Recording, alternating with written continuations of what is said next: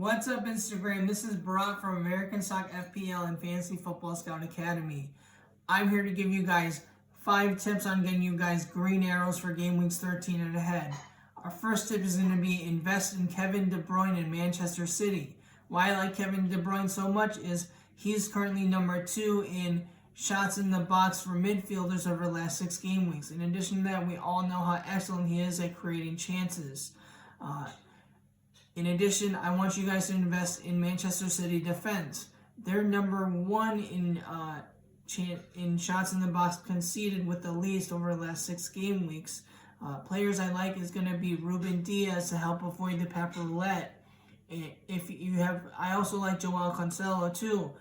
Our second tip is going to be invest in Chelsea and Aston Villa defense.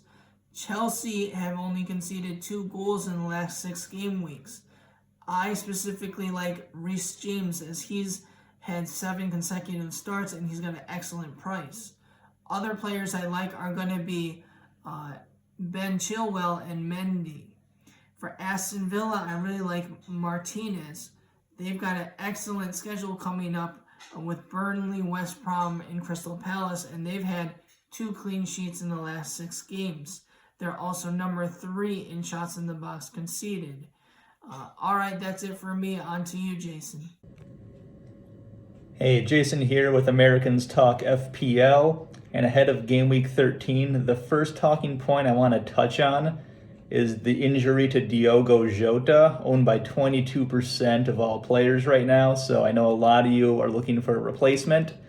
My first recommendation here is if you don't already have him and have a few extra dollars in the bank, Jack Grealish at 7.8. I don't think I need to explain this one, and that's how great he's been this year. If you already have him or don't have the money, a more straight swap would be Jared Bowen of West Ham at 6.4. Now, he has 1 goal and 2 assists in his last 3 games, and West Ham have been a team in form. He's on the right-sided corner kicks as well, so that really boosts his assist potential on a team that loves this good set piece. Next up, I have 2 guys who I class more as a budget pick. So if you go this route, maybe you could kind of reshape your team somewhere else by saving money here on this. So the first one up is Pascal Gross of Brighton and Hove Albion. So he's at 5.8, currently only 0.7% ownership, so a huge differential. Now, he entered the starting lineup 6 game weeks ago and has not left since. He's on penalty kicks and corner kicks, has 2 goals and 2 assists over these 6 matches. He's a man in form. I love him as a pick right now. Lastly, the ultimate budget pick in midfield, Tomas Souček at 5.0. He has 3 goals in his last 5 games and plays in that vaunted West Ham team that I mentioned earlier. He's always a threat from set pieces, so he can get a goal against anyone out there. He's a great value pick. Next talking point I want to go over. This has kind of been the year of the budget striker, and Game Week 13, we're going to see a lot of them on display with very nice fixtures. First up is going to be Leeds versus Newcastle, so we'll see Patrick Bamford versus Callum Wilson. Both great picks for this week, and Bamford in particular I think is a season-long hold, at least with the amount of chances he's getting so far, which is the most in the league right now for all strikers. Next up, Ollie Watkins. He's got Burnley this week, then a couple other nice fixtures after that, and West Brom and Crystal Palace. Now, he is off penalty kicks now, but he's shown enough attacking potential from open play that I'm going to keep him in my team for now and see what he can do with these nice fixtures. Lastly, more of a differential option at only 1.1% ownership, Danny Welbeck of Brighton at 5.5.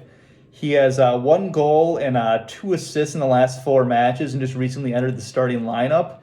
And I think he'll be a pretty strong source of points with Brighton. They play Fulham this week, followed by Sheffield United and West Ham after that. So he has some nice fixtures, so he could be not just a 1-week punt, but he could be a hold for a little while.